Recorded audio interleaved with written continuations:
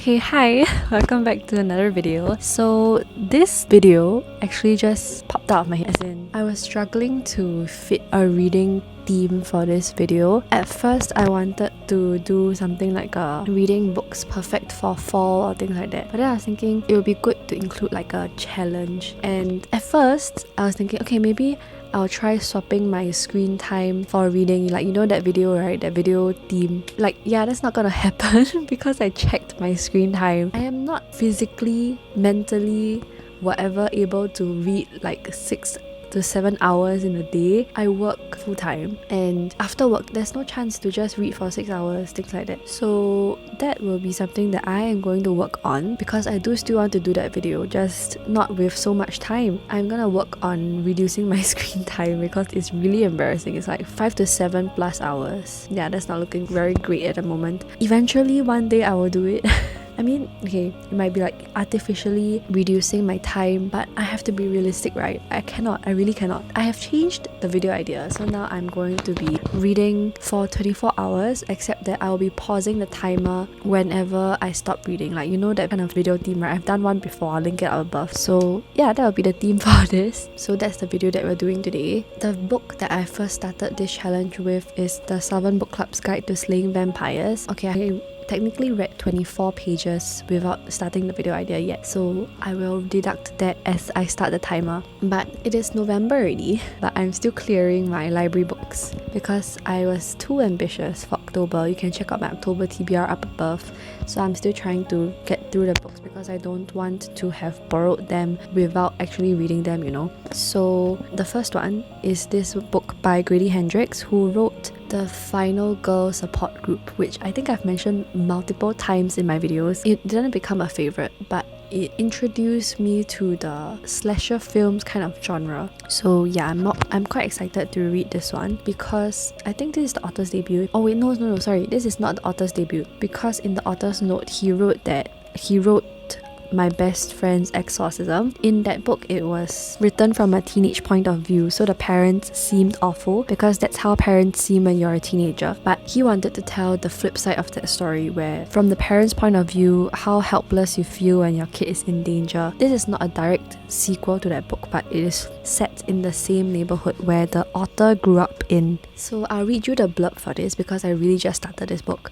Patricia Campbell's life has never felt smaller. Her husband is a workaholic, her teenage kids have their own lives, her senile mother-in-law needs constant care, and she's always a step behind on her endless to-do list. The only thing keeping her sane is her book club, a close-knit group of Charleston women united by their love of true crime. At these meetings, they are as likely to talk about the Manson family as they are about their own families. One evening after book club, Patricia is viciously attacked by an elderly neighbor, bringing the neighbor's handsome nephew, James Harris, into her life. James is well-traveled and well-read, and he makes Patricia feel things she hasn't felt in years. But when children on the other side of town go missing, their deaths written off by local police, Patricia has reason to believe James Harris is more of a Bundy than a Brad Pitt. Problem? James is a monster of a different kind, and Patricia has already invited him in. So I'm not going to read any further for the blurb. I'm just gonna continue reading. I love how floppy this book is, but also it looks so like nice.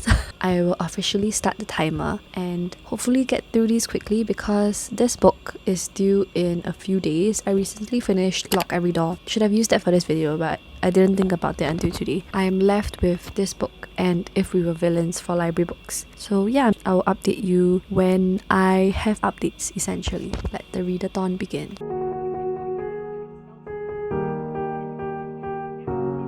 Hi! So we are still very much in the beginning stages of the 24 hours. We only hit 2 hours and 17 minutes because after work sometimes I don't have the mental capacity to concentrate enough to read a book, especially with this book, which is kind of like thriller, vampires, but it's quite thick, so it's like more developments in the story. I would say it's slightly more complex, the plot. I am at page 152, but I'm starting to get bored. So, okay, the start of this book, right, it was really intriguing because there was the whole concept of book clubs and how at first they were in this book club, like this group of housewives, I think, they were forced to read like a certain list of books because the person organizing the book club dictated what books they should be reading. It was something like some boring topic like like reading the great books of the Western world, and then the books were very boring, so nobody really read the books. And then in the end, the book club fell apart because Patricia was the main character, was supposed to lead the discussion, but she didn't read the book. And then turns out nobody else read the book except for the person who dictated the list that they should be reading. And then in the end, I think Patricia and another character connected because the person was telling Patricia that she was reading this trashy book, and she gifted a copy to Patricia. In the end, she devoured the book in 3 days. Then after that, they gathered in the character's house where a group of them kind of read the book, and then they just discussed, and they kept saying that it's not a book club because they just happen to read the same book and they just wanted to discuss about it. But in the end, it has become a tradition that has lasted through the years and how they form a friendship, and that part I found really cute and nice to read about. Then after that, we were introduced to James Harris. I don't know, it's kind of like slower paced from then onwards because I don't think the murders have happened yet.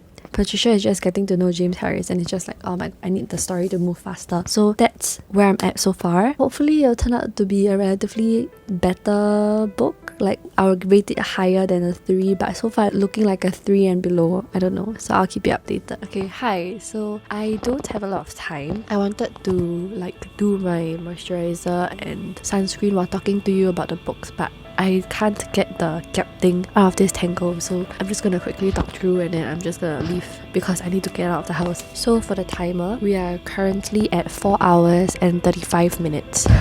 Very, very slow progress. I just finished the Salvan Book Club's Guide to Slaying Vampires yesterday night, and my rating for it, a lot of trigger warnings for this one, so I'm just gonna list everything because be warned when you read this book. Oh my god, I did not know. As in, normally I read books without looking at trigger warnings, but wow. Trigger warnings for animal death, animal mutilation, anti-Semitism, assault, attempted suicide, mentioned cheating, child sexual abuse, death including child, parental, loved ones, dismemberment, domestic abuse, physical, emotional, gaslighting, racism, rape, sexual abuse, suicide and violence. Okay, this book. For a horror, right, I felt like there were elements that could have not been featured in this, like the whole sexual assault thing. I was like, is this supposed to be a horror or like a, I don't know, because I was very disgusted. And then also there was this part about a cockroach that was like, I was on the train when I was reading that part. Okay, that part was the horror that I was like, this is good, that kind of thing, you know, because it's like gory, it's like disgusting. But the rape part was like, I think there could have been other ways that the author could have explored rather than using that element. My feelings remained the same in that I didn't care what happened afterwards. Like from that point onwards, the previous clip where I updated, right, I really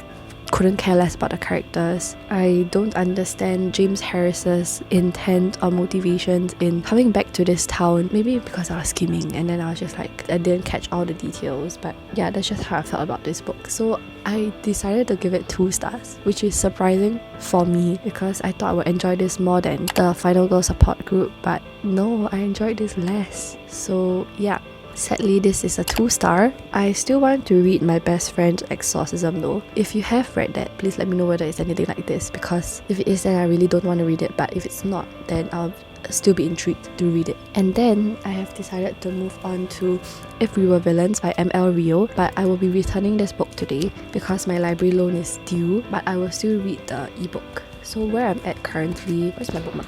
It's a bit hard to find my bookmark because the pages are like, there's a term for this, but I don't know what is it.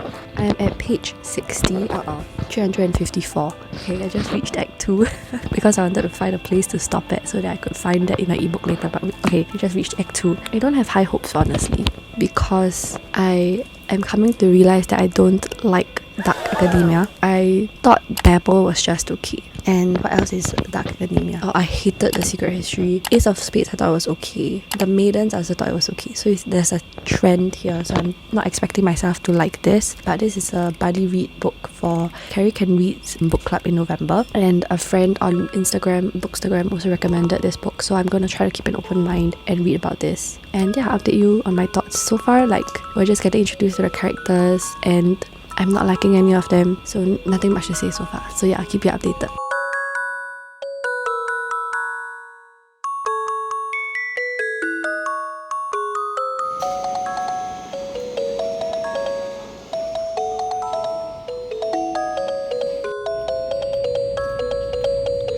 Hi! So I am coming on to update because I have finished 2 books. So the timer is currently at 15 hours and 57 minutes and 4 seconds.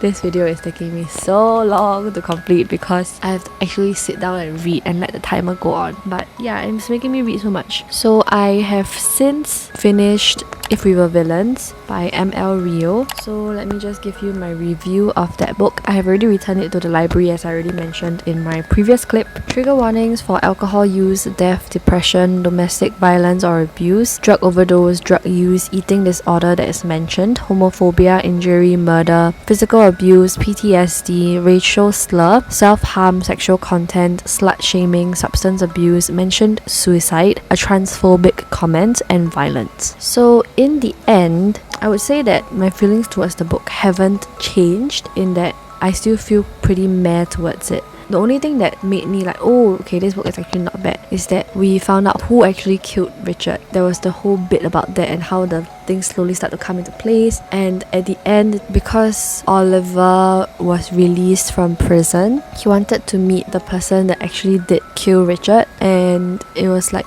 a little mini twist because it was revealed that the person drowned.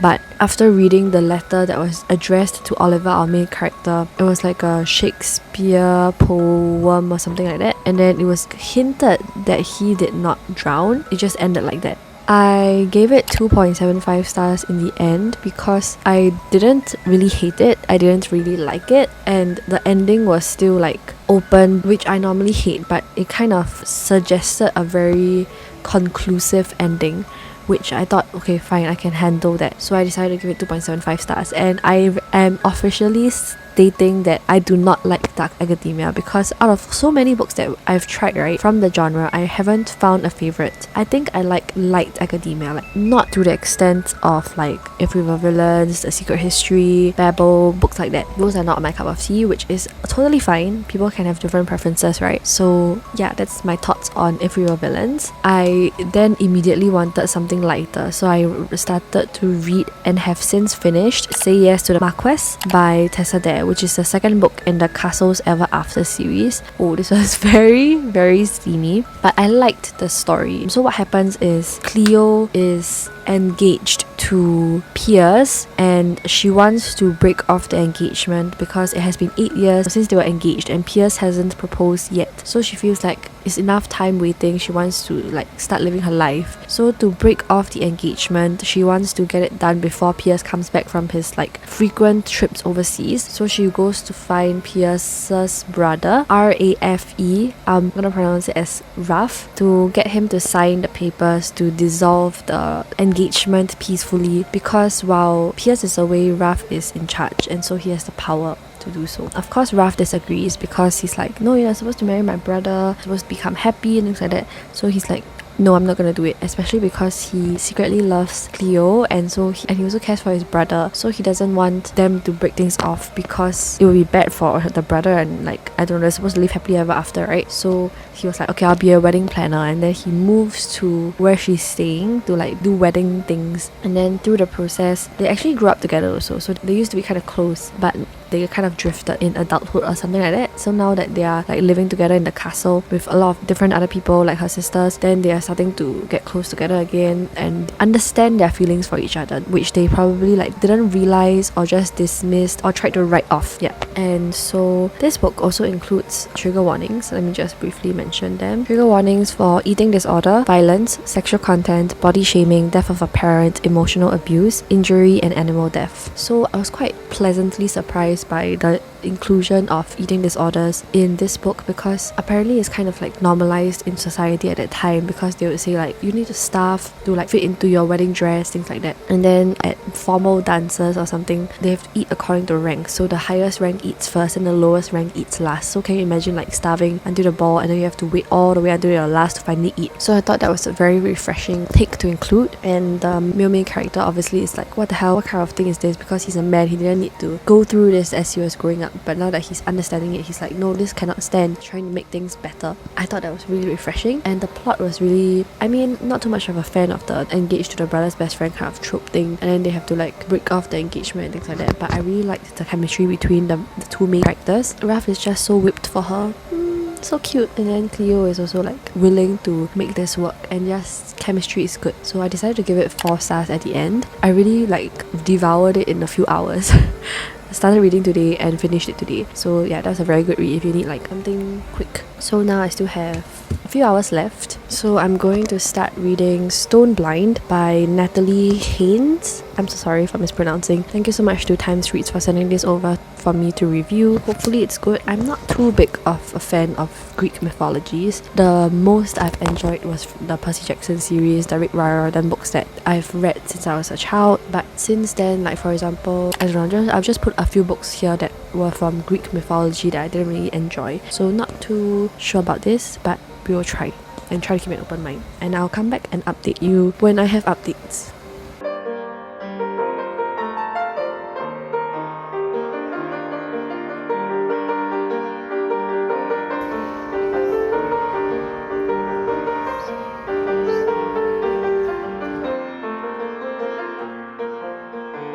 Oh my god. Finally! I'm finally done with the 24-hour timed challenge. Okay, if you ask me whether I find this challenge harder or the within 24 hours just try to read as much as you can, right, I'll definitely say this one, because for one, I think I already mentioned before that when you time yourself just reading, you have to make an effort to carve time to read, and then like I don't read a lot in a day, so I spread it out over the week, and then it takes longer in terms of the reading time. But I guess on the positive light, I get to read more books compared to in just like 24 hours, just to try to read as much as I can. Normally for that kind of video, I would choose a day where I have more free time, and then I'll just try to read the whole day as much as possible. That one, because I would still like do normal things, like I don't know, watch shows or whatever in my free time in the 24 hours, I will read lesser books. So this challenge is harder. So for the last update, right, I have not finished Stone Blind. I am at page 222 out of page 368. So I have reached part 4, which is called Love already. So far for this book, I would say that it's an okay read for me so far. Like, I wouldn't say that I'm enjoying this a lot, but I also wouldn't say that I'm very bored or I hate this book, because this book has taken more of like the realistic / brutal Greek mythology perspective. There is a lot of rape mentioned in this book, a lot of rape, a lot of sexual assault, on how the gods force themselves on mortals or other gods, for example, and that's how their offspring produce, which is definitely super different from the Percy Jackson series, where yes, the gods are there, they still say who is the daughter of whoever, but it's really like not, at least when I was reading it, I didn't feel like, oh, like this god raped another person, like no. But this one is really like explicitly mentioned. We are following a couple of storylines, which is a good and bad thing, because some of the stories I find really intriguing, some of them I'm like, okay, I don't really care for this particular story, and they're also different perspectives. So each chapter you follow the perspective of a different person or god. So there's like Gigantomachy, Gaia, Medusa. I thought this would be like a story largely focused on Medusa, but no, we still get the perspectives of other characters in the story. So that would be my update so far. Not sure of my rating yet, but if I've managed to finish the book before I finish editing this video, I'll leave my rating here. If not, you can look out for my Goodreads for my eventual rating. And yeah, with that, I have come to the end of this video, and I hope you enjoy it. Actually, these books would have been really like good for fall, except for that one romance book that I read. And if you are still watching, please comment a snake emoji because of the Medusa snakes in her hair, snakes as her hair. If you like this video, please give me a thumbs up. Consider subscribing to my channel to see more of such content. I hope you're having a great day or a great week whenever or wherever you're watching. Remember to stay hydrated, and I'll see you in my next video.